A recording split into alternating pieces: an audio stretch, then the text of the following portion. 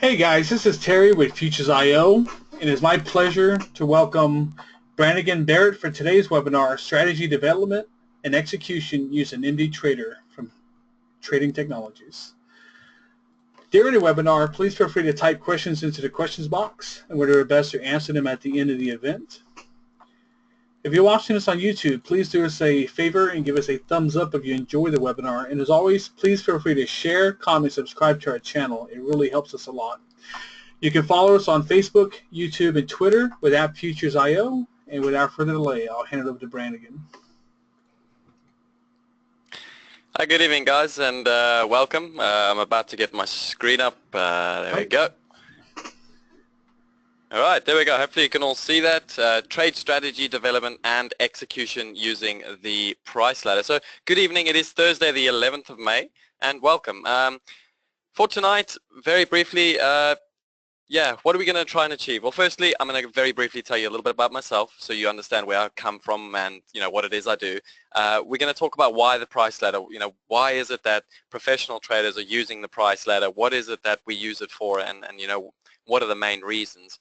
I'm then going to talk a little bit about trading principles. Now, the reason I want to touch on this topic tonight is twofold. One, I found a lot of mistakes that younger, new traders are making tend to sort of be very similar. So these trading principles are almost going to help you along the road, as well as obviously help you to start thinking in the right directions. More importantly, I think, and this is the second part of it, is if you can understand and grasp some of these principles, I really think you might have some incredible breakthroughs tonight. Fourth, we're going to talk a little bit about developing pattern recognition with identifiers. Something I did a Periscope on the weekend, but something that I really hope that a lot of you can have that aha moment when we actually go through that section. And then, to finish off with, we're going to do something really exciting, something I haven't really done before, and effectively I'm going to debrief, I'm going to debrief the audience, you guys watching, like I would any Axia trader or anyone that I mentor, and I'm going to show it to you directly on the price ladder and the charts, and using trading technology. So it's awesome to obviously be doing this in with trading technologies. As you can see, awesome little picture of their platform. Everything tonight is going to be done pretty much on trading technologies. So thanks to trading technologies, thanks to Terry. Let's get straight into it, guys. All right, so before, obviously, I know Terry mentioned questions for the end. What I like to do is I'm actually going to stop pretty much halfway through. So if you have any questions before we get to sort of the real meat of the webinar, please, I will give you a couple of minutes and you can ask away then. Very briefly about me. I've been a broker for 2 years, straight out of university. I then went into prop trading, flew to London, wanted to live the dream, become a trader, pretty much, thought I'd be a millionaire within the first year.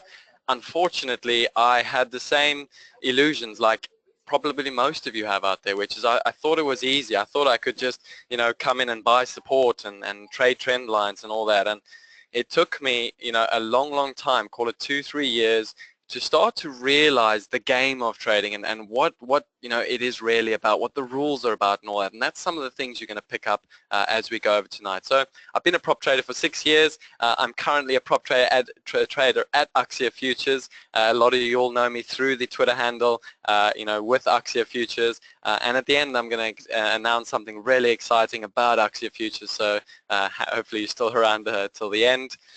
In terms of the markets I trade, again, I know a lot of you on here, you might be swing traders, you might be, positional traders. Okay, what I'm going to tell you tonight is that my main markets include the oil, the gold, the euro dollar, the pound dollar, the German bunds, E-mini 500, Euro Stoxx 50, and US 10-year notes. Now, the reason I trade those 8 markets is not because I find them to be the easiest or not because I think, certain strategies work in them. I trade them because they are the most liquid futures traders market. Okay, now it's no secret, guys, and again, we're going to start with the principles early. It's no secret that the most liquid futures markets are also the markets that have the most participants trading and the most flow and the most volume. By that very definition, any market that has a lot of business and activity has a lot of opportunity. Okay, so if anyone ever asks me, yeah, but why don't you trade the, the pound against the Australian dollar? Well, it's simple, okay? Yes, there are strategies you can develop in those markets. However, your learning progression in a market like that is going to be far less than any one of these 8 markets. Okay? Now, the next question I always get asked is, how do I know what to trade? Or actually, that's not the next question. Let's talk about my strategy. It's very simple. I trade what I see. I execute what I know, and I take risk when it makes sense. It's as simple as that, guys. And you're going to see this tonight. What's so wonderful about today's, webinar is I'm actually going to take you through my trading day yesterday morning. I'm going to take you through pretty much every single trade I did for the first 3 hours of trade. And you're going to see the execution. You're going to see the principles. You're going to see the methodology. You're going to see everything pretty much as it was done yesterday morning. So that question is, how do I know which market to trade? How do I know where to be looking, etc., etc.? Okay, well, it's simple. Based on intuition, understanding, and analysis that I do every single day, I want to trade the markets that have very specific conditions, certain flow, and where I can use certain strategies that make sense to me. If a market has those 3 things, then I trade it. Okay, that's a little pretty picture of me. Anyways, let's get into it. So you asked me, what do I trade? How do I know what to trade? Well, it's very simple. Basically, example, the chart on the left, you can see volatility, you can see flow, you can see directional play, you can see two-way trade. Okay, because of that, this is a type of market or a conditioning of a market I would be interested in. Right? Whereas the second chart, you can see a lot of noise, a lot of sideways trade, a lot of overlap trade, a lot of indecision. Now, yes, you can determine and develop strategies in the second example. However, again, they're going to be few and far between. So for me, based on the way I trade and my understanding, I prefer the charts on the left. Okay. Now, why price ladder? Okay, this is very important to understand. It's a very important crux of what we're going to do tonight. We're going to spend quite a bit of time on the price ladder. And I'm going to tell you why. It's very simple, okay? The reason professional traders all use price ladders, okay? There's not a single professional trader I know that doesn't use price ladders, right? If someone said to me, yeah, but they're a swing trader, they don't really need a price ladder, I would say to you, I think that's rubbish, okay? Because, you still utilize a price ladder as a swing trader, and I'll tell you why. All right? First and foremost, utilizing the price ladder, you can get pinpoint entry. So if you want to get 34s, as you can see in the ladder on the right, if you want to get the price 160.34, you can get that price being on a ladder. Okay, you can do that passively, yes, with a limit order, or you can do that aggressively, waiting for the market and then entering when it gets there. The second most important, futures trading is leveraged by nature, right? So every single price is quite expensive. If you take, a basic example of the euro-dollar FX, your minimum increment is, say, $10. Okay, so one price is $10. The difference between getting 34 and getting 35 is $10. Now, a lot of you might say, okay, yeah, but $10 isn't that much. I don't mind paying up. But what happens if you're trading a 5 lot or a 10 lot or 100 lots? Okay, remember, those little one price increments that you pay up every time, not utilizing the ladder, they add up over time. All right, and particularly so when doing leveraged trading. All right, cost effective. It's very simple. It says what it means. No spread. All right, with the futures, trading the ladder, there is no spread. You trade the price where the market is trading. Timing. All right, with a ladder, of course, you can perfect timing, and you're going to see tonight how crucial timing is. How having that pinpoint perfection in terms of your timing, recognizing certain movements in the market that give you that that timing signal. All right, it is crucial, and you can only see that timing with the price ladder. Then reading the tape. Okay, a lot of you have read wonderful books about how these guys used to read the tape back in the day and how they used to feel the energy on the pits, and you could feel the orders coming into the market. Well, it's no different in today's markets. Okay, you can read the tape simply by watching the way buyers and sellers interact at prices. Okay, yes, there's a lot less shouting and a lot less noise, but effectively the same process is occurring as the buyers and sellers interact. And again, I'm going to show you that on the ladder a little bit later on, and we're going to do it together with a nice little smiley face there. Okay. Strategy development, again, the reason we use price ladders is because you don't just develop strategy with charts. you can actually develop unique trading strategies with the price ladder. And again, I'm going to show you some of those unique little strategies tonight on the price ladder. I'm going to show you one or two fantastic scalp trades that you could have actually taken yesterday. And we'll talk a little bit about, these definition of iceberg strategies, momentum strategies, volatility strategies, passive versus aggressive type price response. So all of these things you would only be able to develop and utilize if you had a price ladder. All right, then obviously price ladder replay functionality, again, so important.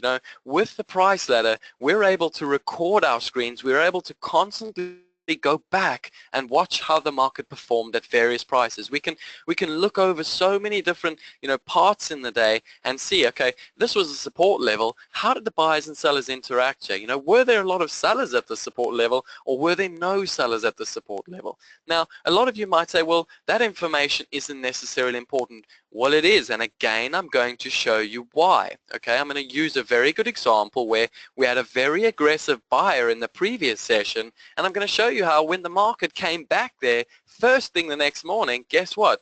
That buyer was still protecting that area.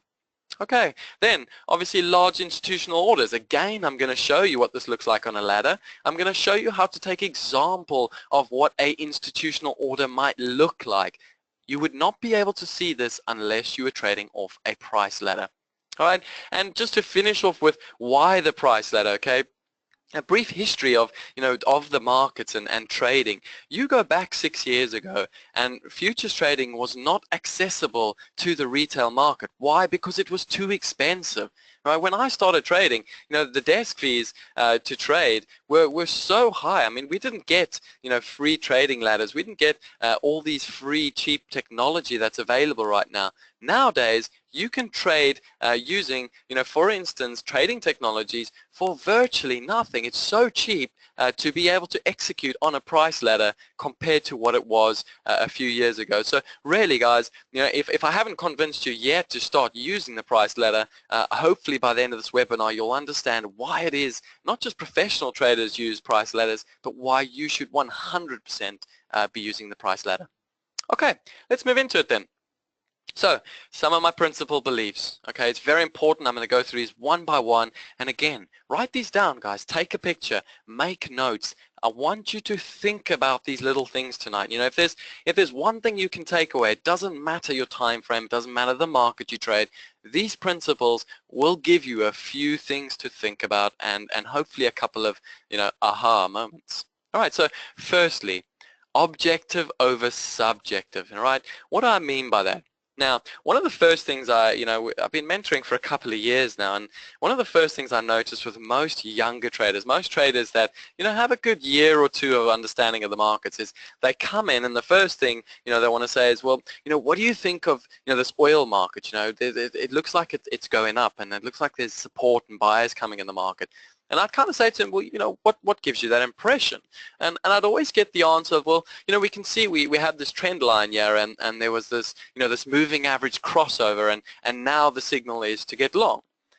And I used to just smile at them and say, welcome to real trading. I'm going to show you, what subjectivity is and objectivity. Now, objectivity is nothing more than fact-based understanding and interpretation of the market. Now, every single example I show you tonight, you are going to see 100% objectivity, right? Of course, it's important to have some sense of subjectivity, some sense of opinion or feeling, right? But only if the objectivity is there do you have a trade, do you have, something that is worth putting money on. Right? If you ever find yourself in a trade where you say, well, I kind of got in because of this and this, and you're not 100% sure of the facts for entry, you need to escape that trade immediately. Right? Objectivity will protect you in the long run. Now, if you've been following me for a while, you will, this is probably my most, it's something that took me 3 years to learn in the markets. The day you can sort of switch over from, having that subjective approach in the market to being always objective, you are going to find your results, just changing tremendously. Then, the second principal belief, binary outcomes, guys. The market can only go up or down. Now, this is going to come as a bit of a shock, but I only really grasped this concept this year, okay? And it came to me in a way where I kept battling with myself thinking, where is my progress coming from? Why is it that I'm not taking those big steps in leaps and bounds like I should be? And I suddenly sat down one day and I thought to myself, you know what? I overcomplicate everything I do in the trading process. And then I started to realize, well, you know what?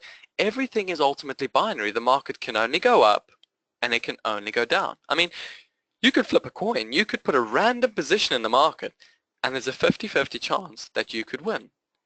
Now, try and think about that, when we're finished tonight. Try and think about that idea of a binary outcome, because it's going to bring me on to my next principle leaf, which is simplicity, right? If the markets can only go up and only go down, by that very nature, the markets are very simple. All right? It's us as traders that have all these beliefs, that have all the subjectivity, that have all this noise around us, these charts and these lines that create the complex. All right? So simplicity is ultimately your holy grail, guys. Right? And that's not just simplicity, in the way you look at the market. That's not just simplicity in your strategy. That's simplicity in your execution, your entry, trailing stops. We're going to talk about trailing stops tonight. I hear so many guys coming to me saying, where should I trail my stop to? And I say, what do you want a trailing stop for? Oh, I want to protect my profits. Okay, but what's the purpose of a trailing stop? I'm going to show you guys where you use trailing stops tonight, how you use trailing stops, and why you use trailing stops. Besides the example I'm going to show you, there's very few reasons to utilize trailing stops. And I'm going to show you why. All right, consistency. Something that, again, I learned from, obviously I'm training for a half Ironman now. It's been a real eye-opener. Obviously I got my program every day. It's pretty intense. But the wonderful theme that comes across in this program, and again, it's something that I've been so lucky to learn through Axia, is that trading is not about having these big up days, and it's not about coming in tomorrow and doubling your size. It's about making small progression every single day, about that little bit of consistency every single day. Right? You make small progress every day. You learn something every single day, and you keep adding and adding and adding. Eventually, you are going to become a much better consistent trader. Then, something that's so crucial to understand. I cannot teach any one of you to trade. No one can teach you to trade. No book can teach you to trade. Right? Why? Because trading is a personal thing. Right? Trading ultimately brings out all your personal characteristics. Right? And the perfect example is, what's wonderful about working on a trading floor like I do is, obviously I've got so many different characters on the floor. Right? I've got someone that's extremely aggressive, someone that's extremely passive. I've got emotionless traders, traders that have got immense stamina, patient traders and disciplined traders. Now, for me personally, I'm not a very aggressive trader. I struggle with breakout trades. So guess what? Most of my money doesn't come from breakout trades. In fact, if someone said to me, let me teach you a 100% trade strategy, where you're guaranteed to make money with this breakout, you know what I'm going to say to them? I say, well, guess what? It's not one of my characteristics. Why do I want to change myself to become like you? Okay, I know myself. I know I've got stamina. I know I'm extremely disciplined, and I know I can be extremely passive and wait for what makes sense to me, right? So I stick to what I'm good at, and I develop strategy based on me, not based on everyone else. So important to understand. Then, understand the rules that govern your approach. And this is crucial, guys. I see so many people, again, coming in and they say, well, I want to learn this strategy and I want to try this strategy and then I want to trade that market. But they're never willing to actually learn the rules of not just their strategy, okay? One of the rules, I see so many people on Twitter and, books, and they're spelling out this wonderful trade called the VWAP, and I say, yeah, okay, cool. I know what a VWAP is. It, on the charts, okay, it looks really cool, and I can put it there. Well, guess what? If you're a day trader and you wanting to, establish a VWAP strategy, well, you're competing against, hundreds of algorithms that have got billions of dollars invested in developing a VWAP strategy. Okay, it's a very automated strategy. So for a day trader to say to me, well, I want to learn a VWAP strategy, I would kind of say to them, well, Are you sure that is where the most appropriate, place to be is? Do you understand the rules that govern that approach? And a lot of the time, they scratch their head and they go, you know what, actually, you're right. Okay, so understand the rules that govern not just your approach, not just your style, not just your strategy. Understand all the rules of this game you are playing. Then, the only goal in this job is to be green. You don't have to be good, you don't have to be smart, you don't have to be beautiful, you don't even have to be right. You just have to be green. Now, this is something that has a lot of emotion for me, because I'm one of those people that takes it very personally when I'm not right, because I spend a lot of time trying to be right. I spend a lot of time working on my game, working on myself, working on my process. So when I don't get it right, I have to take that step back and say, you know what? This game isn't about being right. Were you green? If you were, that's what counts, not being right. Lastly, there is no right and wrong in trading. Anyone, any webinar, any book you read that says this is wrong and this is right, that is utter rubbish. Okay, I've seen enough strategies from enough successful traders to tell you categorically that is rubbish. This job is about probability. Now, you can make money on low probability strategies, right? And you can get away with it time and time and time again. But guess what? The law of probabilities says it will come back to bite you. Keep that in the back of your mind. So to finish with that, why do you want to search for perfection if it doesn't exist, guys? Okay, perfection doesn't exist. Get away from this holy grail. Get away from looking at the markets, in such a inflexible way where, you're so rigid in your approach where you want A plus B to equal C. If you're looking at the markets that way, if you're waiting constantly, you're looking for perfection, which will never exist. It will never exist. Open your eyes, guys. The job is about probability. No right, no wrong. So a lot of people say to me, well, what market should I trade? Which time frame? 50-minute, 60-minute, 10-minute, 2-minute? What strategy should I use? The simple answer is it doesn't matter. Okay, you can employ and develop a strategy based on anything. Okay, it could be Twitter, it could be, it could be penny stocks, it could be, pork bellies for all that matters. It doesn't matter so long as you use a constant approach, a process, which I'm going to show you in the slides to follow. So remember, to summarize, the rules remain the same. Doesn't matter the market, the time frame, or the strategy. The principles I've just spoken to you about remain the same. The only thing that changes are the variables. Everything else is constant except for the variables. Okay, so let's move on now and let's talk about developing a trade strategy. And this is a lot of fun. Okay, this is where I think a lot of you are going to gain a little bit of insight as to how you learn to develop strategies, how you learn to recognize patterns, and ultimately how you learn to become a little bit more profitable over time. I call them identifiers. Why? Because they help me to identify a pattern, right? What is an identifier? Well, it's simple. Every single day, when I look at a chart, I don't look at a chart and say, okay, there was 3 red candles, the price went down, then there was a blue candle, the price went up. Okay, that means nothing to me.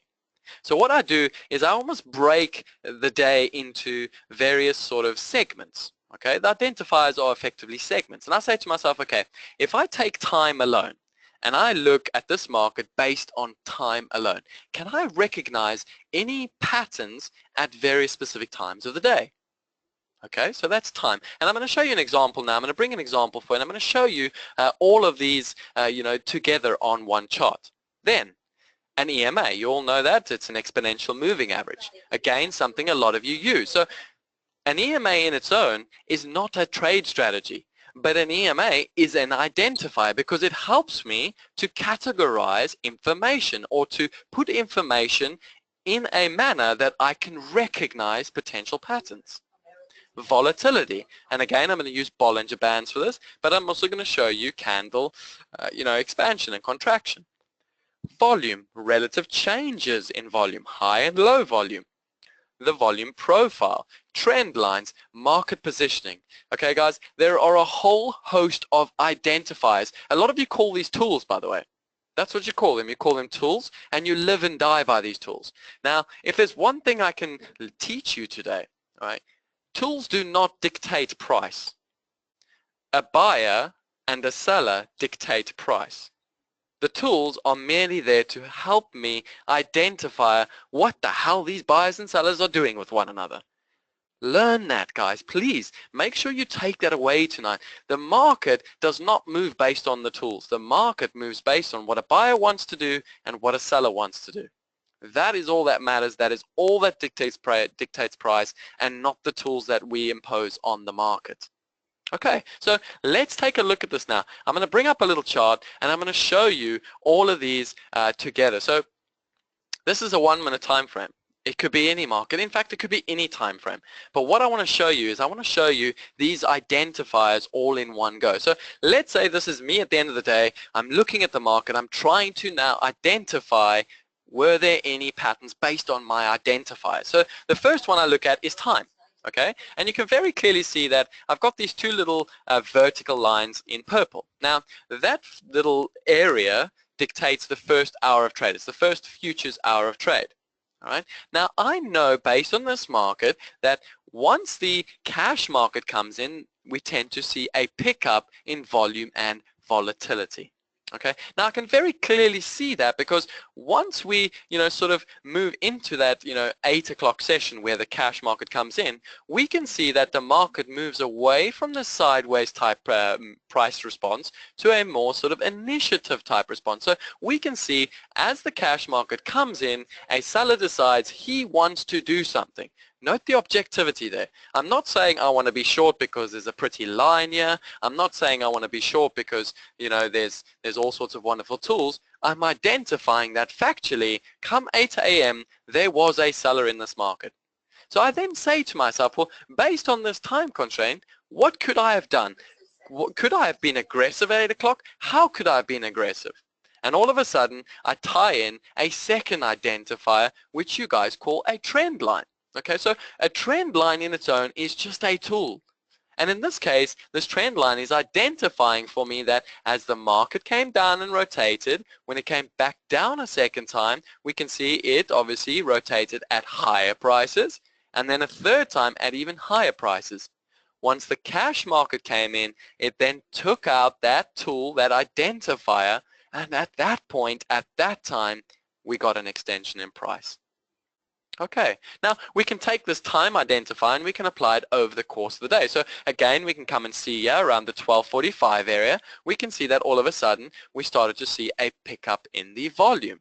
All right, so we want to go and then see, was there opportunity based on that identifier? Was there something that I could have determined or picked up on based on the identifier of time? Okay, now time on its own is very important, guys. With these identifiers, you never want to apply an identifier on its own, okay? Sometimes, yes, okay, it will work. If you look at a lot of the equity indices, you will note that at the cash closes every day, there tends to be a real pickup in activity, right? That is a very well-known time-based identifier. Ideally, you want to combine a whole host of these identifiers to develop confluence.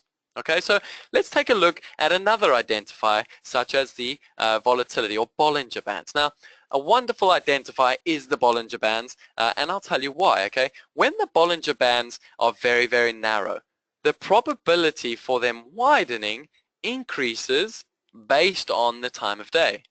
Okay, so listen carefully. In this example, for instance, when the cash market opens up, there's a much higher probability for Bollinger Band expansion than later on in the day. So straight away, you've got to say to yourself, well, if I go over my oil charts or my gold charts and I go look at when those put sessions open, can I identify, 7 days out of 10 days that suddenly within the first half an hour of trade, the volatility picks up? If you can, guess what? You've identified a pattern that exists based on time and Bollinger Bands. Okay, in terms of volume, we so often, one of the wonderful identifiers is relative changes in volume. So again, probably not a great example I've given you guys, yeah, but we can see obviously we had quite a large uptick in the volume, almost 3-4 times the relative average, and that coincided with a relatively straightforward down move.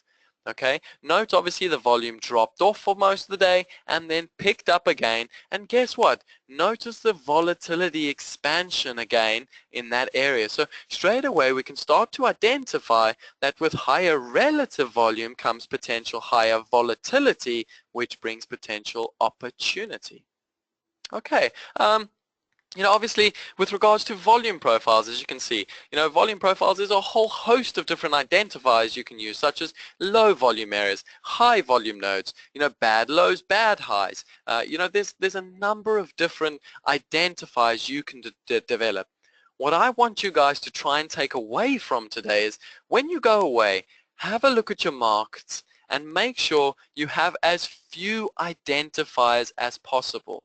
Remember, the identifiers merely help you recognize patterns. That's all they're there for. The identifiers are not there to say, okay, well, we've touched the bottom of the Bollinger, I must fade it now. Or, we've broken this trend line, therefore it's a sell. Right? That is not what they're there for. And I'm going to show you again, in time I'm going to show you when we get the ladder and we combine strategies with the ladder, I'm going to show you how we would have potentially looked to trade something like the break of this trend line. We would have been looking for an aggressive seller to come into the market with a pickup in volume, with a combination of sell side pressure to ultimately give us the Confluence strategy. Hey, Brannigan. Okay. Yes. Hey, I'm going to make you a presenter or make you an organizer at the moment. Okay. I'm experiencing a storm and we just had a power sag. So can you click the record button on your side to continue recording the webinar? I can, yes. Okay, right, so that way, if anything happens, if I go offline, you are still recording and I can try to reconnect once my power comes back. Yeah, that's perfect. That's perfect. All right, everything's good right now, but I just wanted to be safe. So. Okay, cool. All right, thank you. Okay. Welcome back, guys. So yeah, that's where we're going to finish with developing trade strategies. So keep it simple, guys. Have a look at your charts tonight. Get rid of all these hocus pocus tools that the books are selling you. Okay. Remember, guys, if a tool can be very automated, right? If a tool can be very, very mathematical, well then guess what? Guess who your competition is? You're playing against computer programs that ultimately are going to always be quicker than you. They're always going to be better at managing risk than you, right? So start looking at the markets from the perspective of, who am I competing against and where is the real edge? Okay, so let's come back to our PowerPoint now and move on. So what we're going to do tonight, and I'm going to go through this and we're going to take a little bit of a break for some questions. But ultimately, I'm going to take you through a debrief. I'm going to take you through trading. It just happens to be the German Bunds yesterday for the first 2 hours of trade. And I'm going to show you 9 different trade strategies in 2.5 hours. Now, a lot of you might say, yes, I'm not a day trader. Okay, but a lot of these strategies, some are scalp, some are breakout, some are momentum, some are swing, some are flow. There's various different trade opportunities that occurred over this trade session yesterday. We were extremely lucky early on in the morning, and it's so cool that I can actually show this to you, not just with the charts, but also on the TT price ladder. So the first one is I'm going to take you through a footprint chart. I'm going to explain a little bit about the footprint chart, and I'm going to show you a footprint trade strategy that played out. We're then going to do a little bit of a confluence trade. Okay, it's effectively an initial balance low plus a key buying zone, which a lot of you call support, plus a little 30-minute trend line, a little bit of volume, and I'm going to show you again how this trade played out, where the execution was, and ultimately what the result was in the market. I'm then going to show you another little strategy called a 100% range trade. Okay, guys, if this is all seeming very confusing, don't worry. I'm going to take you through it one by one. All right, the fourth one, a little bit of an open test drive, what it is and what it means when it fails. All right, we're then going to talk about a little bit of a pound-dollar stops triggered. I'm going to show you again in this example why it's so important to have a price ladder to take on this trade opportunity. We're then going to talk a little bit about one-time framing. I'm going to show you what one-timing framing is. I'm going to show you why it's such an effective little tool, and I'm going to show you why it's the only time you want to be using trailing stops. Then we're going to talk a little bit about large orders on the price ladder. I'm going to show you a large order. I'm going to show you the before and after, where the execution is before as well as the opportunity after. We're going to talk a little bit about German Bund auction. I'm going to show you the opportunity there again and show you how you could have taken advantage of it. Lastly, I'm going to finish with a little bit of trend characteristics utilizing the volume profile. Okay, so just before we take a break and ask any questions, I'm just going to give you a brief introduction to the TT price ladder. Right? So what you're seeing in front of you is nothing more than an auction. Right? Imagine it a pit. On the left in the blue, you've got all the buyers. On the right in the red, you've got all the sellers. Now, in the middle, you've got all the prices. So these are the prices being represented in the market. Now, at every price, you have got a certain number of buyer orders, and at every at every price, you've also got a certain number of sell orders. Now, the market constantly moves in between these prices, and buyers and sellers are constantly interacting with one another. Okay? On the left side here, you've got your positioning. You've got your order types. You've then got, obviously, all your numbers if you want to trade a 1 lot, a 5 lot, a 100 lot, all sorts of wonderful things there. And then one of the tools I absolutely love, and it's something that all professional traders focus on a lot, is these, what they call these, not occurring, but it's more a developing volume profile, they call it. So as the market is transacting volume, right, we tend to pay close attention to it, simply because volume effectively means business. Okay, if we can see that the market is transacting a lot of volume at higher prices, that's telling us that the market is accepting these higher prices and could potentially even move higher. So that's the basic premise of the price ladder.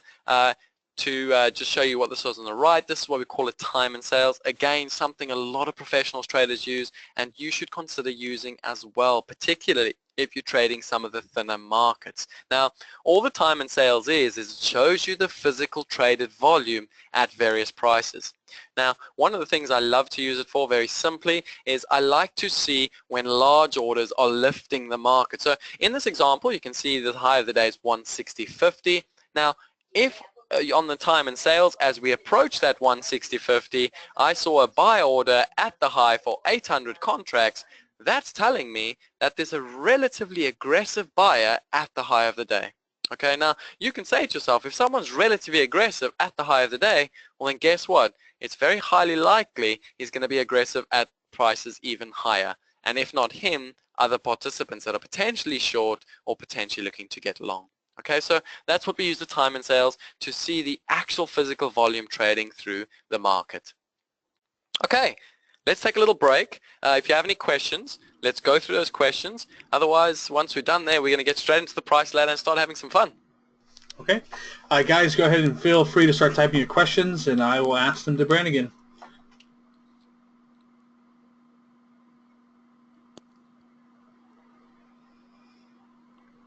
All right, there's a question about order flow. Can you, I guess, explain a little bit about order flow? Okay, so order flow is nothing more than the interaction between buyers and sellers. So it's the way a buyer and seller interacts at a various price. So basic example, if prices are very cheap, you are going to see very aggressive buy-side order flow at those cheap prices. Equally, on the opposite side, if prices are very high, you're going to see sellers very aggressively entering the order flow. If prices are at fair value, order flow tends to move sideways. So we'll talk a little bit more about this order flow as the ladder comes up. I'm going to show you the order flow. I'm going to show you passive versus aggressive. I'm going to show you all these sorts of things in the order flow when we get the ladders up in a minute.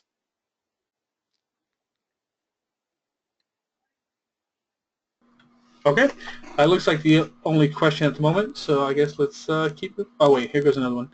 Do you offer price ladder training in the form of drills, etc.?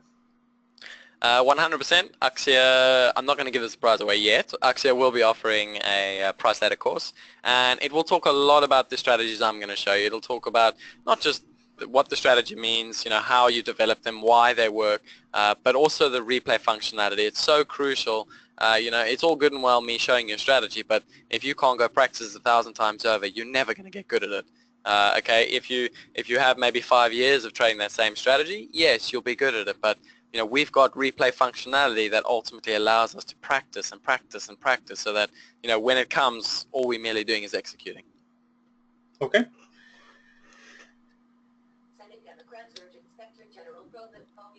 Okay, I think that's it for now. Let's keep moving. Cool. All right, cool. So First trade strategy. This is very exciting, by the way, guys. I absolutely love doing these little debriefs. They're fascinating to me, and you know, you really just pick up on so many things when you do your debriefs at the end of the day. So the first one I'm going to show you is a footprint chart. Okay, now a lot of people ask me what a footprint chart is. The basic understanding of a footprint, very simply, it's ultimately the buyer and seller interaction at various prices over the course of the day. Now, each one of these bars represents a 5-minute rotation. You've got volume, you've got the delta shift, and the delta on the day. Now, the delta is nothing more than the difference between a buyer lifting the offer or a seller selling into the bid. So it's effectively showing you who's more aggressive between a buyer lifting prices or a seller hitting bids. Okay, so when prices move up, ideally what you want to see is the delta becoming more aggressive. So you want to see the delta becoming positive. Why? Because you want to see buyers being aggressive at higher prices. Right? Now, ultimately, what I like to see is a combination of volume and delta moving together. That's telling me that we're seeing a pickup in buy-side activity accompanied by volume. Now, in this example that I'm going to show you, this was the previous day before what I'm going to show you now. What we ultimately saw around this, again, time-based, 4 o'clock, which is also the period in which we see last-minute orders going through before the cash session starts.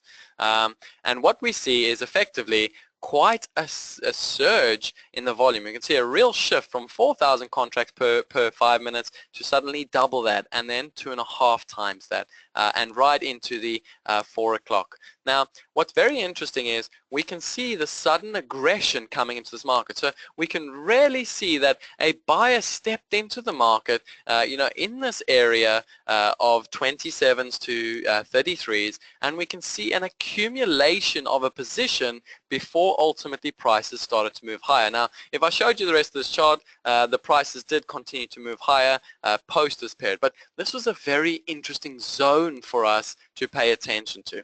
So let's take a look at what this zone looks like first thing in the morning when we get in and the market opens up. So let me close this. Okay, so our first example, obviously those 27s we're going to pay attention to. Remember what I said to you. We've got the price ladder, we've got our time and sales, we've got our nice little volume profile here, we've got a nice little 1-minute chart with a volume price overlay, we've got our order trails, we can have, you know, the P&L boxes, we can have loads of other widgets, you know, all the tools you need, you know, volume, whatever it may be, you can find all on the same platform. Now, you know, what is wonderful about this is traditionally, you know, when I started trading, you always had one execution software, which was, you know, a price ladder, and then you had a separate software for charts. Now that's changing, okay? What's wonderful about this TT product is it's an all-in-one product. It's all on one platform. You know, there's no having to move things around. I know that mine doesn't look very tidy, but that's because, you know, when I execute trading, so I must mention this obviously, I don't utilize the TT Net, I actually utilize the TT X Trader. So I use a slightly different product to execute. It's actually one of TT's older products. I think they've had it for almost, what, 10, 20 years. And just to note, guys, for those of you who don't know, Trading Technologies has always been the preferred choice of professional traders simply because they've always had the best product for execution methodology. Okay, now what I mean by that was they were always the front runner when it came to this thing in front of you, which was the price ladder. And that's why you ask most professional traders in the City of London, most of us use the Trading Technologies X Trader. And this, you know, TT Net that they brought out now is their new latest product. It's a wonderful product that they brought out, all-inclusive type product. So let's go through it now. Let's take a look at that first strategy and see how it played out. So what I want you to pay attention to is the order flow. So what we want to pay attention to now is note what we said. We said that 27s was a key little area where we expect to see buyers. Why? Because we saw that very aggressive buy side order flow the previous day. All right? So what we don't want to see, and this is where order flow is imperative, we do not want to see aggressive sellers where we expect an aggressive buyer. Okay? So note what I just did there, guys, and that's crucial to understand. If you believe, and this is where a lot of, you know, new traders go wrong, they have, for instance, a support level on a chart, and they go and they blindly buy it. Now, I understand what a support level is, but equally I understand it's not the support level that makes prices go up, it's the buyer that makes prices go up. So by that very nature, I've got a support level at 27s. What I don't want to see now is a seller selling 27s. Rather, I want to see once it trades the 27s, I want to see the buyers step up the order flow, become aggressive, lift the sellers away, and prices navigate higher. Let's play it through and see what happens. So we can see very little activity, 105 contracts trading. So note on the right here, that is the physical volume trading at that price. So we can see sellers offering 200, and straight away a seller sells 29s and a few little lots. Look at that, 2 lots going to the low of the day, the 28s. Note the reluctance, guys, a real reluctance to trade at lower prices. Okay, we could see 82 lots trade at the low, and straight away notice how the buyer is reloading. So the buyer is saying to the market, well, Mr. Seller, if you want to sell them to me, I'm going to start buying them already at 28. So straight away you're getting a very early signal that potentially these 27s could be crucial. Note the buyer keeps buying, 212. So we started there with 50 and we've gone all the way to 212. We down tick to the low, and what happens? Straight away the buyer lifts the 28s, 160, and straight away what does the buyer do? He reloads the bid. So he says to the seller, okay, you've traded the 27s, I want some more 28s if you're willing to sell them to me. Now note what's happened there. The seller was selling all the way down and suddenly it stopped. Why? Because Mr. Seller has now recognized that there is a buyer reloading. Note how we're constantly reloading this low. 261, 263, 300 contracts. The buyer keeps taking whatever the seller wants to sell him. And again, 331 trades. And again, the seller keeps selling to a very, very happy buyer. 341 contracts trade. So we can see very clearly the seller is selling, but the buyer is now holding him where at higher prices, no longer holding him at the discount of 27, but holding him at the 28. Now once the seller stops, once he steps out of the way, notice how the buyers become more aggressive and start trading higher prices. Okay, so we can see more buying from the more buying or more absorption coming from the seller, 376 contracts trade. And you're going to see in a minute, once that selling stops, the buyer will become more intentional again, 426 contracts. So what we call this in price ladder terminology is absorption. It's a buyer absorbing all the selling that the seller gives. Note the reload. So the market, we kept reloading, reloading, reloading. He's now made 100 lots, and guess what? The selling has stopped. He's stopped selling, and all of a sudden a buyer goes to the next price. And once the market identifies that that seller is no longer there, we're going to see prices start to move a little bit higher. Now, what I want to do is I actually just want to speed this up fractionally. Otherwise, we're going to, let's try that. Okay, so we move that a little bit quicker and full screen. And we can see now, note the buyer becoming more intentional, lifting the 29 straight at the market. Notice no counter sell. No more selling. Buyer lifts 30 at the markets, straight away onto the 31s, lifts the 31s, straight away onto the 32s, etc., etc., etc. Okay, so a very, very interesting little scalp first up. Now, what is crucial to understand, and this is going to lead us to our next strategy. Note we said that how important these 27s were. They played a very important role the previous day. Why? Because we had quite a large buyer there. So there was a very strong level of support created on the previous day. Okay, notice how quick that was, by the way. Quickly get a chart up, right click on the ladder, open up a chart, see what's going on. Again, I did this all for you. Just do note, guys, obviously I was trading this on my X-Trade at the same time, so a lot of the time you're going to see some very quick clicks going around, but that's ultimately me just making sure that I could have this presentation ready for you guys for today. Okay, so now let's fast forward a little bit and let's talk about our strategy number 2. So let's just quickly go back to that. I'm actually just going to take, if you bear with me for 1 second, I just want to take a little picture of our thing so we can do this a little bit quicker. And there we go. Okay, so our next strategy we're going to talk about is the initial balance low, key buying zone, 30-minute trend line, and the volume open. So note, the 27s is a key low. It's also the initial balance low. In other words, an initial balance low is nothing more than outside of the cash session. Now, this becomes an important low because one, it's the cash low or the initial balance low. Two, it's a very important little support level. And three, it's a very strong trend line. So let's fast forward this on and I can show you what it looks like once we take it out. So note the 30-minute chart here, note the trend line. Now that trend line is not saying, you know, Brannigan, you must buy this market. What the trend line there is to help me identify the nature of price response between buyers and sellers. So note what happens now when we push player. Let's see what happens. Let's see how the price action responds once we take out that key support. So remember, we said 27s was key. The last time the seller came in and the buyer kept absorbing. This time, note, no buying. Seller comes in, trades the 7s, instantly onto the 6s, instantly onto the 5s.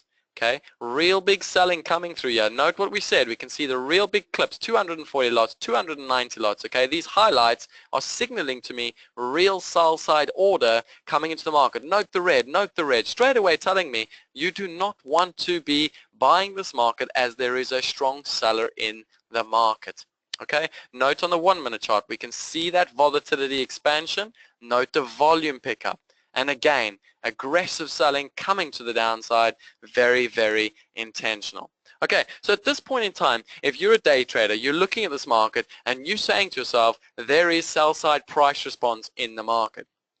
Now, what a lot of traders fail and where they struggle is that they become too rigid in their approach in a sense that they say to themselves, all right, 27s has broken down, the level is gone, I now want to be short. So let's see what happens the first time that resist or that support at 27s is retested. So let's see if we could have got a trade on the first retest of those 27s. Note that was this retest of the trend line. It was also the point where the previous support was.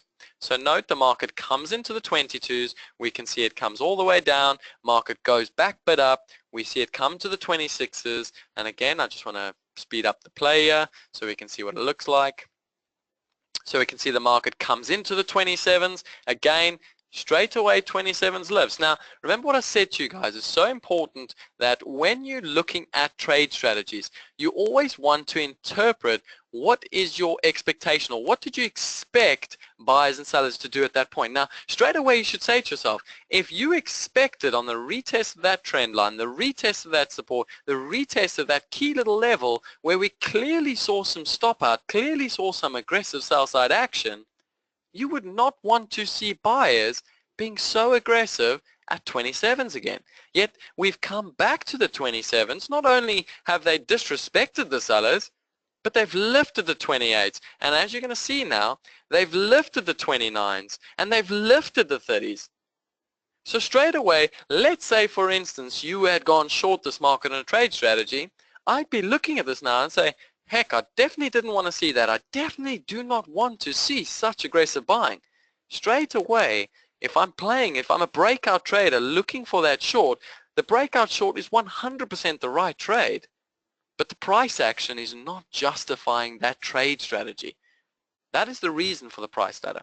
Okay, now what I want to do is I'm going to fast forward this a little bit and I'm going to show you something really exciting. Remember the 27s. Remember how we said it's the key support level from the previous day. It's also the key little trend line and it's also the low of the initial first hour of trade. Let's fast forward this a little bit, a couple of minutes on and see what the 1-minute chart looks like. Okay, so join me again. Notice how the market's taken out the lows of 27s. You can see on the chart, a lot of volume. We then came back above the 27s, and what have we done? We've distributed sideways, hovered, hovered, hovered, hovered, hovered. Note what has become now the lowest traded price, the 27s.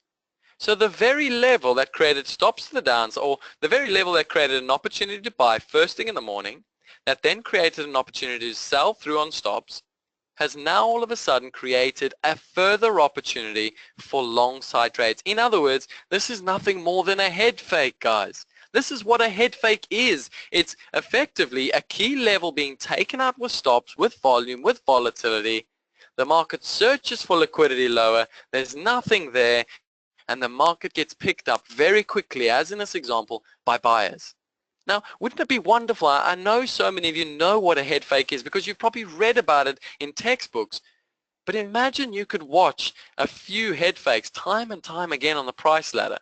You're going to suddenly develop so much intuition, not just how to trade a head fake, but why and how a head fake is actually created. Okay, so what you're going to see now over the course of the next couple of minutes, I'm going to fast forward this a little bit for you, and I'm just going to show you how the market continues to rotate higher and higher and higher and higher and higher. Okay, so very key, guys. That very key support we identified from the previous day. It gave us an early strategy. It gave us a retest of the trend line, as you could see on the 30-minute chart. And ultimately, the market then navigates all the way to the high of the day. That's our second trade strategy, which is effectively an initial balance low breakdown, a key buying support, as well as a 30-minute trend line plus volume. So note the confluence there, guys. I'm not just saying, bang, there's a support, I'm going to buy the market. Okay, I'm combining a number of factors plus the price ladder for execution.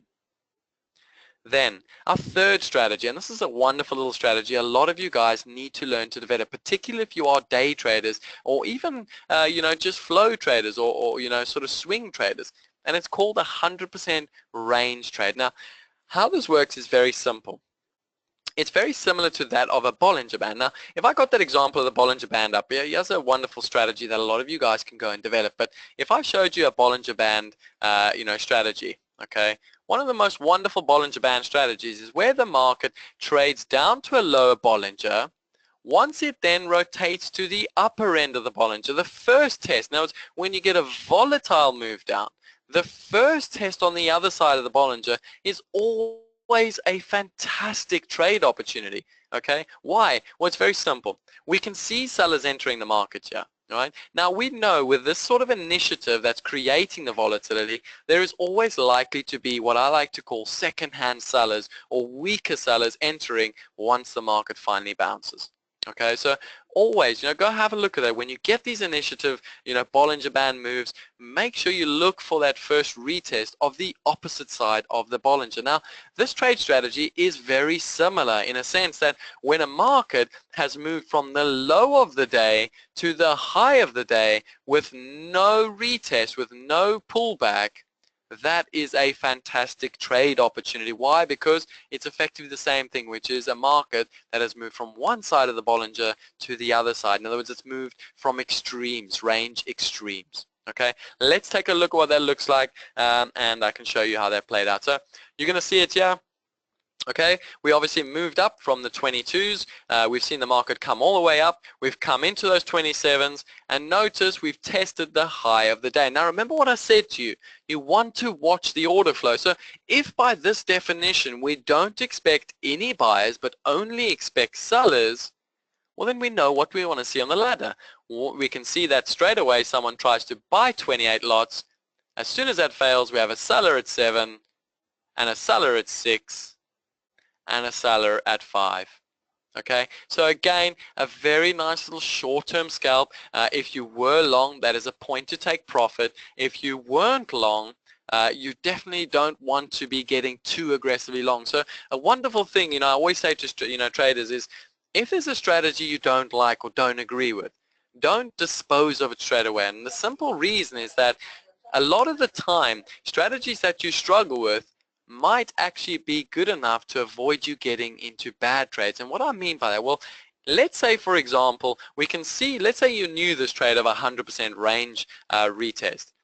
The mere fact that you know there's a high probability that this market's probably going to back off a little bit means that you won't be buying the highest prices. You'll be waiting a little bit before getting into that trade. So remember, guys, sometimes a trade strategy might not, might not agree with it, okay, but don't dispose of it because it could protect you from doing the wrong trade or being too aggressive. Okay, so that's our 100% range trade. As we can see, market came up to the 48s and slowly but surely just grinding a little bit lower and moving slower down.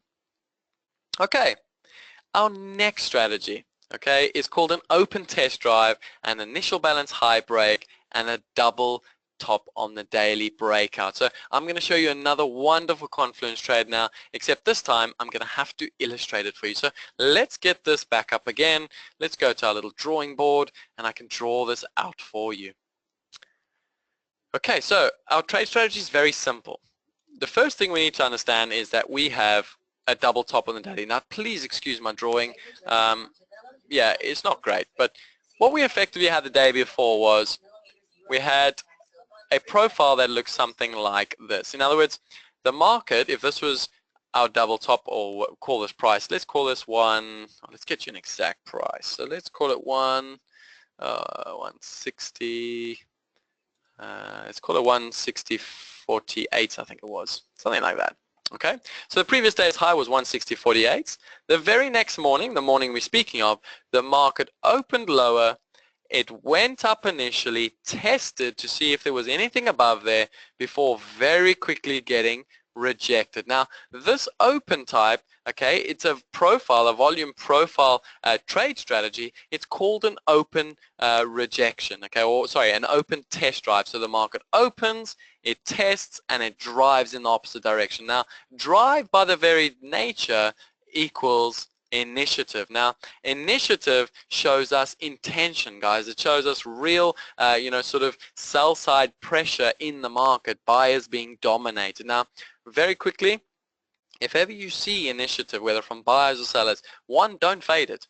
Okay, initiative is very similar to trend, but it's very directional, so you never want to fade initiative. So by its definition, an open test drive shows us that sort of initiative. Now, the market then settled. We spoke about that key little area at the 27s. It broke through it, came back up above it. It then went all the way back up and double topped or triple topped for a third time. So straight away we can see that we have quite a key little reference point here. One, it's the morning high. Two, it's a double top with a previous high. Three, we had a little bit of what we call a tail rejection on the previous day. But also four, and this is the most crucial, when initiative is in the market, initiative by its definition equals positioning. Okay, so the mere fact that we had initiative means there were short side positions in the market. So once we take out that level, not only are you going to get some stop outs, but you're going to get quite a few longs entering the party and trying to get on with the breakout strategy. Okay, so that's effectively the strategy that you're looking at. Now we're going to take the strategy. So all of this is just theory, guys. It's all principle.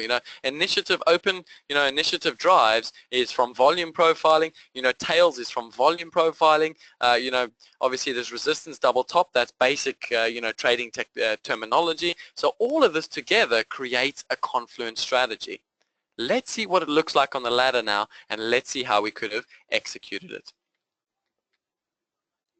Discard. Okay, so remember that key little level we're talking about is the 48. So let's play this again and let's pick up where that breakout comes. So I'm just going to fast forward this a little bit so we can move on to the break point. Okay, so the market comes up to the 48s, it tests above the 48s, comes back off it. Oh, it's come back a little bit. And let's join the party just on the breakout. So note the blue, guys. First thing you can see is the time and sales. We can see quite a bit of buy orders coming through at higher prices. Now, remember what I said to you. This is a breakout strategy. So we're expecting to see one, short stopping out. Two, we're expecting breakouts to enter the market. And three, anyone that's not long, any short-term longs, to get involved in the market. So we're expecting to see a hive of activity through the break of these 50s. Now, let's see what that looks like on the price ladder. So we can see the 48s get lifted and straight away onto the 49s. Now note the 800 lot, guys. This is crucial. So you asked me about order flow. If someone lifts a large order at the high of the day, at a key breakout point, well, guess what? There's probably a lot more to come. So in other words, having the strategy by its definition was telling us we expect shorts to stop out, longs to enter, and breakout strategies to get involved. So there's a lot of inventory coming into the market potentially above these 50s. The signal is when those 50s get lifted at market. Watch the blue light up and watch the 800 lot go. So straight away, the 50s trade, 51s trade, 52, 53, 54, 55, blue, blue, blue, blue, blue, and the market starts to break higher through the higher of the session. Okay, that is a breakout strategy. Now, over the period of the day, if I fast forward this for you a little more, you're going to see that ultimately this market keeps moving higher and higher. We can see up to 57s, 58s, nice and aggressive, and the market keeps rotating higher now that we've broken the initiative drive that we saw at the open, as well as the daily double top left from the previous day.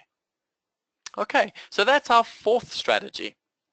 Now, our fifth strategy is something, again, it's a little bit of something you can only execute with the price ladder, and it's the concept of stops being triggered. Now, a lot of you are probably used to your stops getting triggered. Well, I'm going to tell you a little secret. I think stops being triggered are a wonderful thing, because you should not be having, stops are there for algorithms to trigger. Okay, and it's those very algorithms that take profit when they trigger your stops. And I'm going to show you what that example looks like, but I'm also going to show you how to take advantage of those stops. Okay, so let's move this on a little bit, and I'm just going to bring up another little price ladder here. So let's just move this across, and then we can get the other one up. Okay, so you're joining me in the cable here. This is the pound against the dollar. Again, a lot of you probably trade this currency, so I just want to speed this up a little bit, and then we can get going with it. So let's view full screen. So what we can see here, and again, unfortunately, I wasn't able to catch the blip with you, but you're looking at this little chart here on the right side. We can see the market was grinding, grinding, grinding, grinding, grinding. Eventually, the stops get triggered. Now, we know they are stops by the volume being triggered. So we can see a real sudden aggressive shift up in the volume traded once we took out that price of 129.68. Now, what you're going to see here effectively is that when stops get triggered, remember guys, stops are nothing more than participants taking an opposite position to what they had. So for instance, anyone long, when it got to this price point of 68, to get out of those longs, they have to sell the market. So they have to stop out. And the only way they stop out is by selling. Now, if everyone is collectively stopping out together, that suddenly creates a very sharp shift in price. Now, a sharp shift in price makes no sense. Why? Because there is a fair value to price. So again, the larger the stops, the bigger the potential for fade. Why? Because just because participants are stopping out, that does not mean that is where fair value is for the market. Okay, so it's almost like saying if there are stops in the market or relatively large stops in the market, it means that prices have therefore moved to relative discount. And that's what creates the trade opportunity.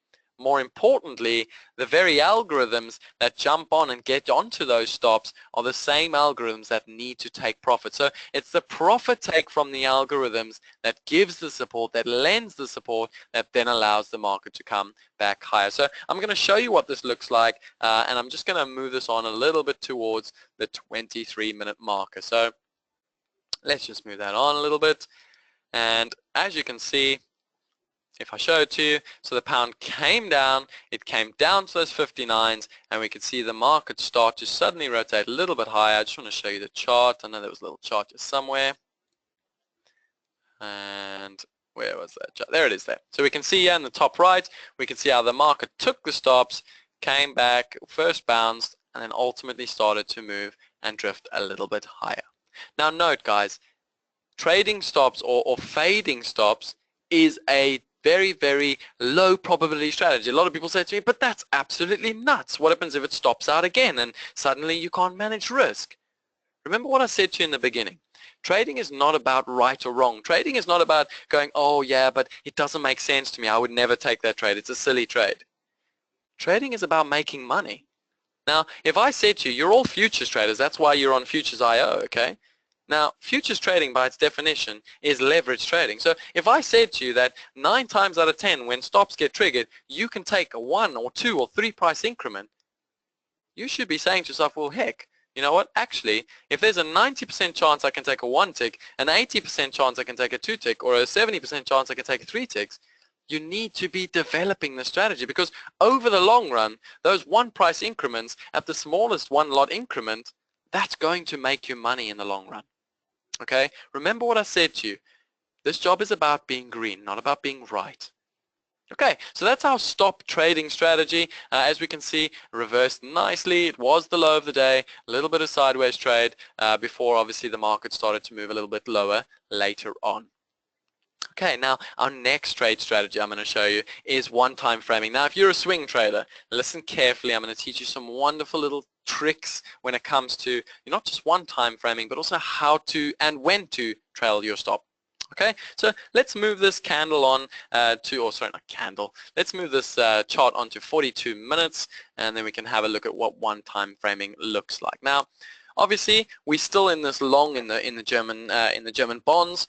This position's been taken on all day, and all of a sudden, we start to see this market, rotating higher in a one-directional format. So one-directional or one-time framing is nothing more than when the market makes consecutive higher lows and higher highs, or on the converse, it makes lower highs and lower lows. And I'm going to show you an example with a chart. So as you can see here, we've got a 5-minute chart up in the bottom right here. And what we can see is that the market has started to make a one-time framing. In other words, we can see consecutive higher lows and higher highs, and higher low and higher high, higher low and higher high, higher low and higher high. Now, when you see this type of price response, it doesn't matter the time frame. This is a very technically strong form of price response, simply because it shows real control from one time frame. It shows almost a real mature control. In other words, we can see the buyers not rushing into these positions, taking whatever selling comes their way before lifting higher prices. Now, when you see one time framing, number one, do not fade it. Do not go against it. Do not look for any kind of fade type trade opportunities. Only look to go with the one time framing until it breaks. In other words, once we take out and discontinue the one-time framing, then you start to look for any kind of reverse type trades. Now, what's important to understand with one-time framing, it's probably the only time you want to look to trail stops. And I'm going to show you this in an example. Initially, our stops were at 41. If I go back fractionally, you'll see. So we had the stops down at 41s. We identified the one-time framing. The minute the one-time framing has been identified, what do? We go and move our stops up. So straight away the stops are moved. And we see the stops move to where? 48, 49, below the previous candle. And all of a sudden prices move higher another couple of minutes later. And what do? We shift the stop, 49 and 50. And then prices move higher again. What do? 50, 51. And so forth, and so forth, and so forth. And again we move the stop, 50, 51. And again, prices move higher, and again, and again, and again. If I come back, we can see that again, we move it up to 51, 52, and the prices keep moving higher for us. They keep giving us this wonderful one-time framing, 52 and 53, and so forth, and so forth, and so forth. And all of a sudden, we start to see the market stall. We leave the stops there, and the market just so happens to break out in our favor, trade up to the 63s, and ultimately give us a decent winner. That is the only time you want to be using trailing stops. Remember what I said to you in one of the key principles. Keep it simple. Get this idea out of your mind that a trailing stop is going to protect you in the long run. It isn't. Okay? A trailing stop is just going to create more complexity. A trailing stop is just going to create a whole different bunch of things to think about. Keep it simple, guys. The same as pyramiding. A lot of traders say to me, well, when should I add some more on? Well, I'll tell you categorically, there's very seldom where you want a pyramid in the markets. There's very seldom you want to average in the markets. Why? Because you are complicating a simple process. Keep it simple. Now, let's move on to our next trade strategy, which is again only a strategy you could utilize on the price ladder. Notice that 1700 lot there. Notice the difference between all the other contracts on the bids and offers. That is a relatively large contract. So that is a real order, a real broker, a real institution looking for execution in the market. Now, this strategy has got two potential plays, and it's a wonderful trade strategy. Again, can only be executed utilizing the price ladder. Now, the first thing we're looking to do is get in front of him. Right? If Mr. Goldman Sachs is sitting at 64s with 1720 and the average per traded price is only 500 contracts, again, the probability of me taking a few price increments out of the market is relatively high with relatively low risk. So we enter in front, I'll stop behind him. That is the first play. So let's see what happens when the market does actually get into this section. Let's move this away. Oh, move that away. Okay. So now we're going to see as we come up to him. Let's see what happens. So the market comes into the 61s. And the market's lifting the 61s. We can see a buy is entering. Note the blue on the time and sales again. We can see the 61s trading, more blue coming in, more blue coming in. And let's see what happens once we trade into the relatively large order. Let's see if we can speed this up a little bit. So again, 61s trade and bang, straight away into 63s. And what happens? No one trades the 64s. You can get filled at the 63s, the large order not getting filled, someone reloading the 3s. Note the price response there, guys. So now, like we saw earlier on a buyer reloading at the lows, now we're seeing a seller reloading at the lows. So note the 63s holds. We can still see a seller selling and seller selling and seller selling. And ultimately, again, if we watch this through for a few minutes, you will see that eventually prices start to navigate a little bit lower down the page as the large order is protected. Okay, so the market failed. There was not enough strong buying to get him off the offer, to take him out, and as a result we saw a little bit of profit taking and the market moved 1, 2, 3, 4, 5, 6, 7 prices lower. Okay, so that's the first trick to trading a large order. We want to front run him. Why? Because he's large, he's big. It's going to take a lot of effort from buyers to lift him off the offer at the high of the day. Okay, note, if this was a large order within the range, a very different story. Okay, now, what happens once we take out a large order? Unfortunately, I don't have the ladder for this, but I'm going to show it to you on a chart. So remember that order at 64s. Once we came back to it a second time, notice what happens to the volume. We have a relatively aggressive shift in the volume.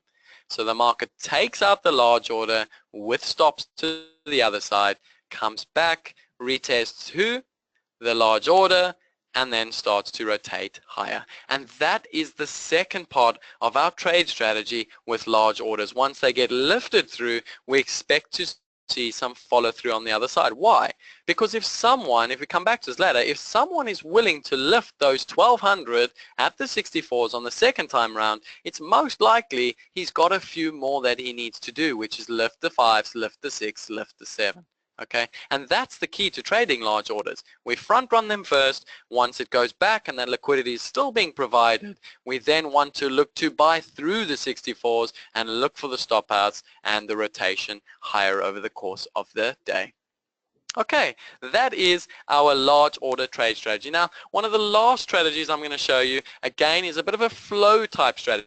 Now, again, a lot of people say to me, yes, but a lot of what you're doing is price ladder and is short term and is day trading. Well, guess what?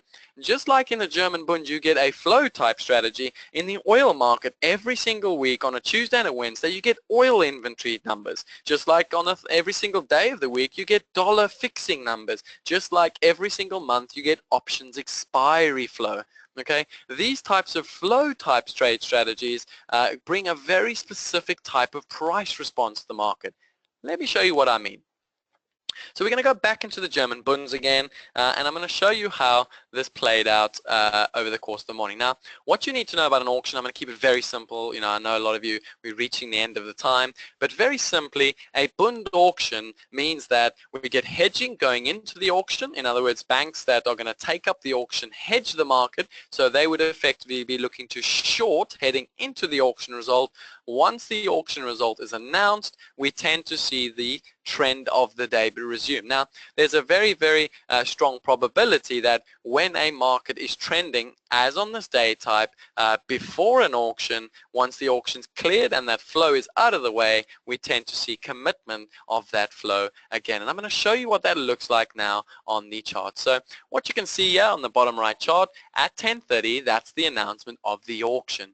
Now watch what happens once the auction result is announced. Okay? So the auction's been announced now, and straight away we can see that the market goes bid up. Okay, so we can see the 49s lift, and the market then goes straight onto the 50s. The 50s lift. Note the bid, 450. So someone lifted the 50s and straight away said, give me 500 more, and straight away onto the 51s, and someone sells to him. And what does he say? No, I'll take those 51s and I'll take 52s. And suddenly we see a buyer become relatively intentional. Okay, so we could see straight after this auction, and again, if I fast forward this, you can see if you were long this market, there was relatively little heat, and we obviously then rotated back towards the high of the day and subsequently eventually broke out to higher prices.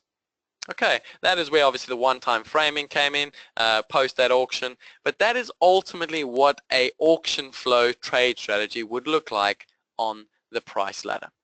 Now, as I said to you guys, you know, the EIA, you know, the oil inventories data that comes out, the options expiry, the dollar fixings, the month ends, all these trade strategies you can execute very easily on the price ladder. Why? Because you can utilize the price ladder to say to you, hang on a sec, you're expecting a buyer, there he is, now it's time to enter. That is the key, and that is why professional traders use the price ladder, because it gives us that ultimate edge. Okay, the day, you know, that day of having just a technical strategy or the charts and that being enough, those days are gone, guys. We're in a professional game now. You're up against some of the, you know, the most amazing traders in the world. You need to have as much of an advantage as possible in order to succeed in this. And this is why day traders and professional traders use the price ladder for the execution. Okay, I just wanted to briefly talk about trend characteristics and then we'll finish off. Very simply, all that means is that if we look over the course of the day, we can see that, you know, not just once, you know, trend strategies you tend to see, again, it's a volume profile type characteristic, so I'm not going to spend much time on it, but we can see the market accepted value lower between 22s to 34s. The market then moved very quickly away through there, this untraded area. So there's really little activity. Our buyers were so aggressive, they said to the sellers, we're not going to let you get control back. And they suddenly said, well, you know, we'll let you start selling it in and around this area between 44s and 54s. And that's where we got a little bit of traded volume before the market then moved higher and higher and higher. And if you see, if I fast forward this again, once we took out that, you know, that high, obviously we got again another low volume area. That is the price ladder, guys. That is the key to the price ladder, and that is why we as traders utilize the price ladder. Okay, what I'm going to finish off with, and before we obviously take any questions, is I just want to go to this, and yeah, this is the surprising news. It's very exciting. I know a lot of you have been following us at Axia, and you know, I know Terry and Patrick. You know, I know you guys have been waiting for us to launch. It is launch date, 1st of June 2017. Super excited about it. It's been such a long project. But what I want to tell you guys is that, you know, this is not an opportunity for me to promote Axia. It was, you know, this is for me to give back to the community. I love helping people. I love seeing people develop.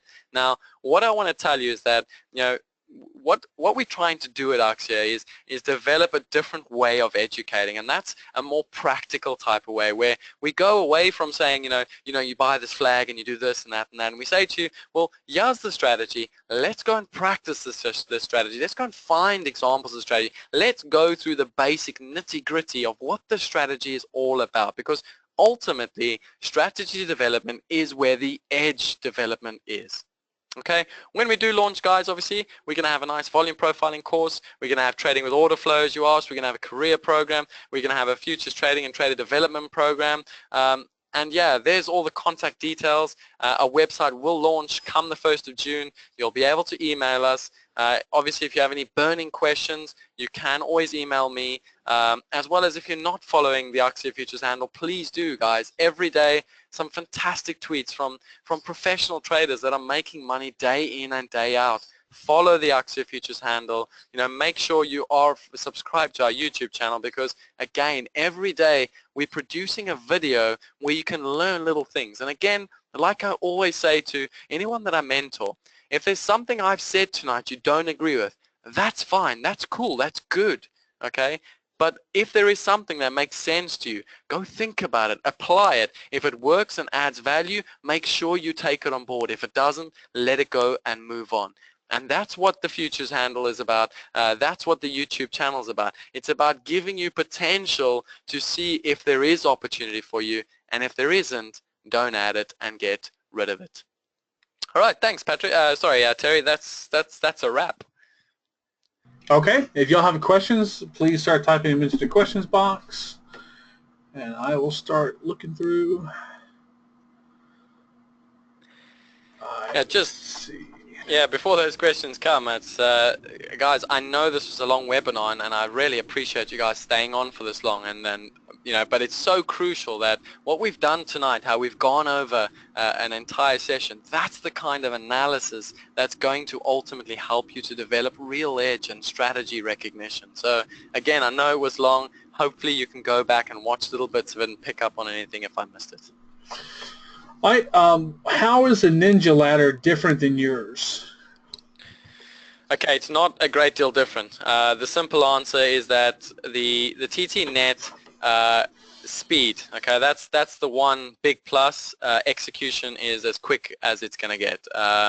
As far as I know, you're not going to get much quicker execution. By execution, I mean simply, the time it takes when you click to get to the server, to get to your broker and get back to the exchange and then come back in reverse. So for me, the reason I use the TT net is simply speed.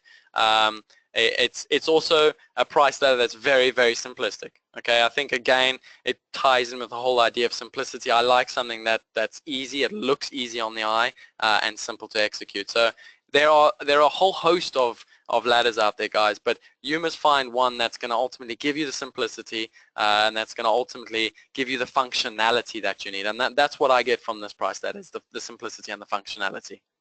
Okay. Why don't you read the price relation in a diagonal way? I mean, bid with ask price.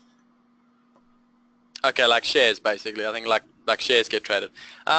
Very simply, this is as far as I've always known, this is how futures have always traded on the price ladder. So they've always been done in this format. And yeah, I maybe it's just that's how I read it.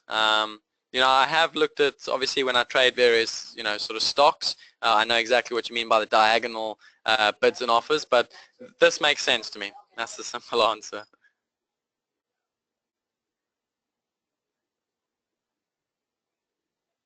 Okay.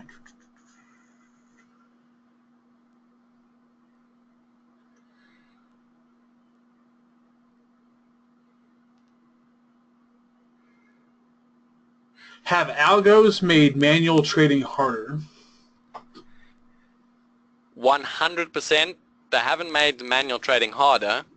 They've just changed manual trading, and that's something. Just be very careful. I think that one of the big dangers of Twitter is that you've got a lot of noise on Twitter, in a sense that a lot of people say, the algorithms are cheating and it's unfair and la la la la. But what people need to remember is that algorithms, they take a very specific portion of the market, which is very automated strategies. Okay, the rules of an algorithm are simple. It's minimize risk and maximize upside.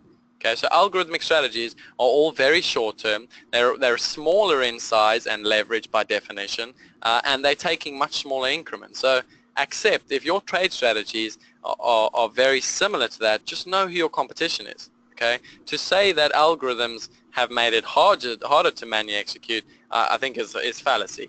It's just changed the way we need to execute. It hasn't made it harder, it's just changed. And that's why I think you'll find, if you look at a lot of pit traders, a lot of older traders, unfortunately they haven't been able to adapt because they were born in an era where there was very little algorithm and a lot more manual, and now we just have a stiffer competition, a competition that ultimately is better at risk management than us. But it doesn't make it harder, it just means we need to adjust the way we execute. Okay.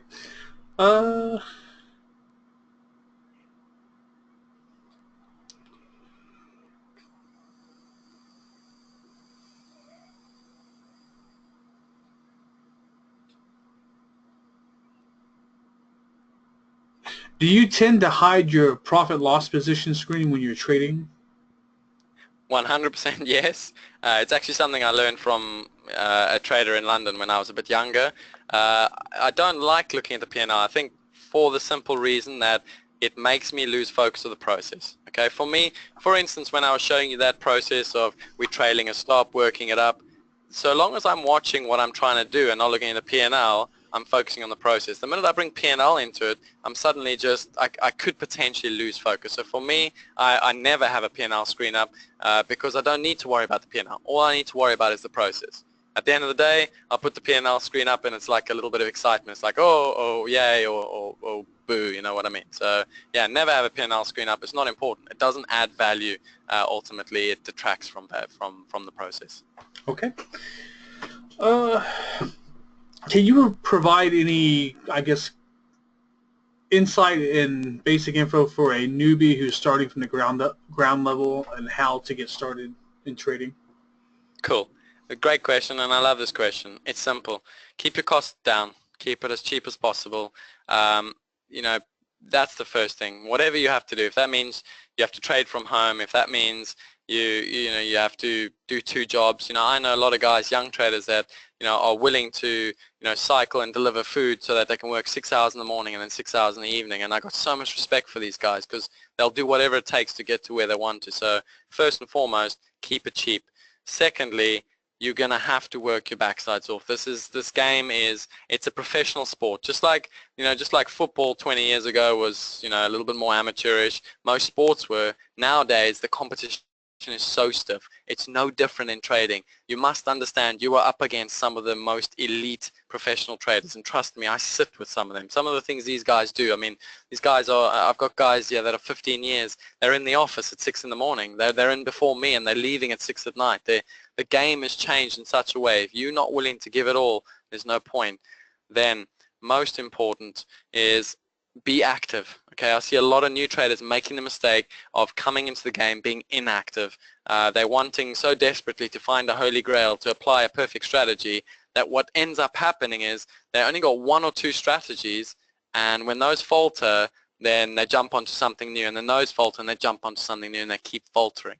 Okay, what you would have recognized when I went through a lot of how you develop strategies is I've probably got 101, 102 different types of strategies I can employ. It doesn't mean I make money out of them, but I've learned all of that through being involved in the markets, through learning and learning and learning. Then the last thing, make sure you're trading liquid futures markets. Okay, why? It's simple. There's going to be a lot more opportunity. Right? If more participants are trading the bigger markets, why do you want to go trade the thinner markets? Trade what makes sense. Trade where you can learn the most opportunity as possible in the fastest pace of time. And then the last one, I think this is something that's become so much more important nowadays, is be a part of an environment. I think IO Futures is such a brilliant platform for guys to really learn very unique things. And there's so many of these platforms out there. Be a part of a community. I would not have succeeded if I was not a part of Axia. It just would never have happened, because the amount I learned from the guys around me, from the things they say, from the interactions, from the briefing sessions, the strategy sessions, the debrief sessions, all of that has accelerated my learning so much. So those would be the 4 things I would say, for a newbie. It's 100% possible. Okay, anyone can become a trader, but you're going to need to accept those 4 things that I've mentioned to you.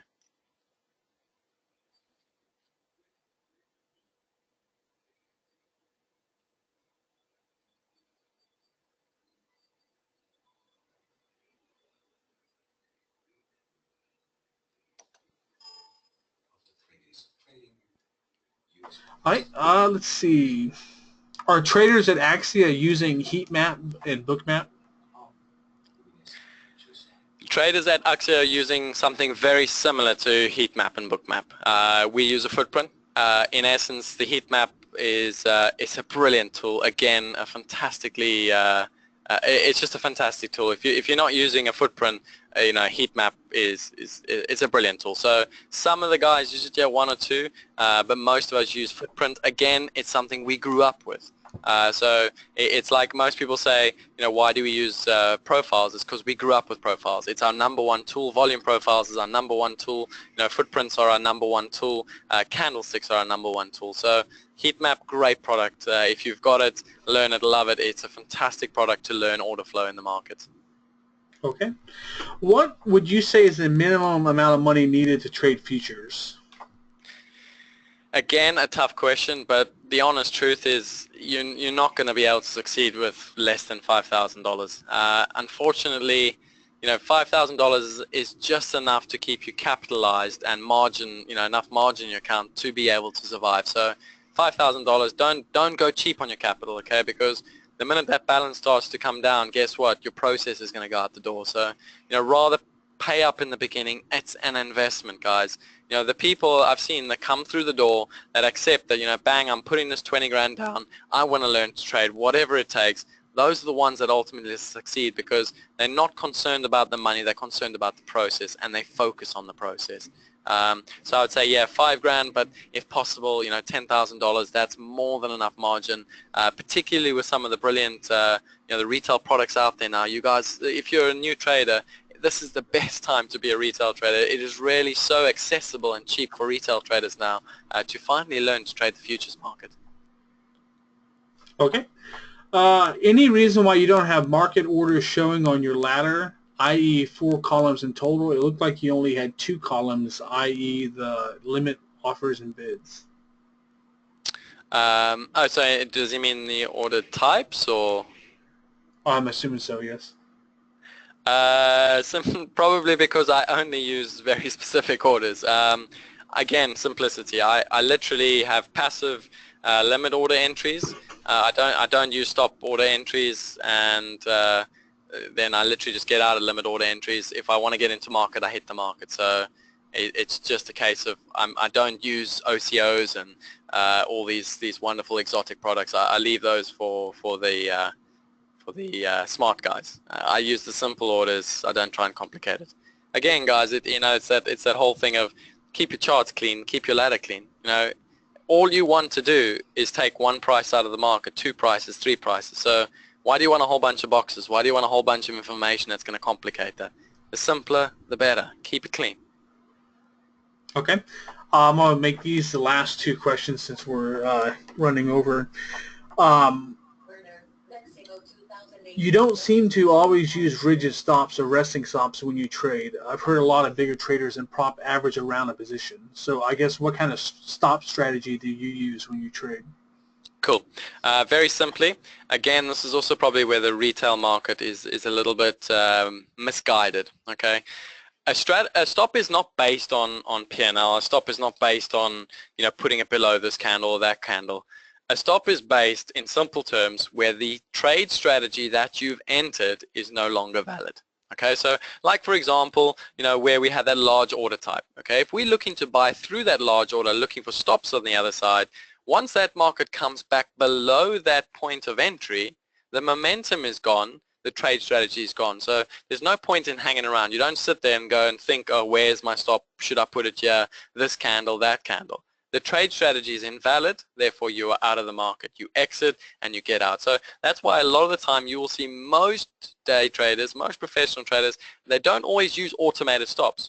They're hanging it on the ladder, ready to get out the minute it is no longer valid. So again, if there's one thing you can take away from tonight, every strategy you develop, put the stop where the strategy is invalid, not where it's comfortable, not where there's another candle or something specific. So keep the stop where the trade is invalid. Okay, and then the final question will be, while you listed many markets you trade, are you able to monitor all of them simultaneously Or do you find that you're only focusing on ones that are moving the most at the moment? I like that question. The honest answer is, if you look at, for instance, the Eurostoxx and the T-Note, they're my main markets. I don't think I've touched either of them for 2 or 3 weeks. So again, if someone says to me, what's my style of trading, I like a bit of flow, I like a bit of volatility, because flow and volatility means I can go with the flow, but also I can go counter to the flow when the opportunity is there. So the way I do it is, take for example the WTI oil. Okay, over the last week and a half or two, we've seen quite a bit of volatility. Now, if you follow me on Twitter, you will notice I'm always tweeting about trade opportunity in a market that is moving. Okay, because a market that's moving is bringing participants into the market. Now, when participants are coming into the market, that gives me opportunity. Okay, so I know at any given point where in time, I chart every single day in my main markets, but it doesn't necessarily mean I trade them. If the opportunity is there, I'm involved. Okay, take for example today, predominantly I was involved in the German bonds as well as the euro dollar and the pound. That's pretty much where I traded today. Unfortunately didn't get filled in the oil, but not the end of the world. So it's about trading where the opportunity is and taking advantage when those opportunities come. Okay, thank you for the webinar today. Great information as always, and thank you for your time. Thank you very much, and good luck, guys. And yeah, please follow us on Twitter, send me some message on Twitter, and thanks to IO Futures and Trading Technologies for the opportunity. It's been awesome. Also, I forgot to say, if you have any more questions or your question wasn't answered, you can email Brannigan at his email on the screen, and everyone have a good evening.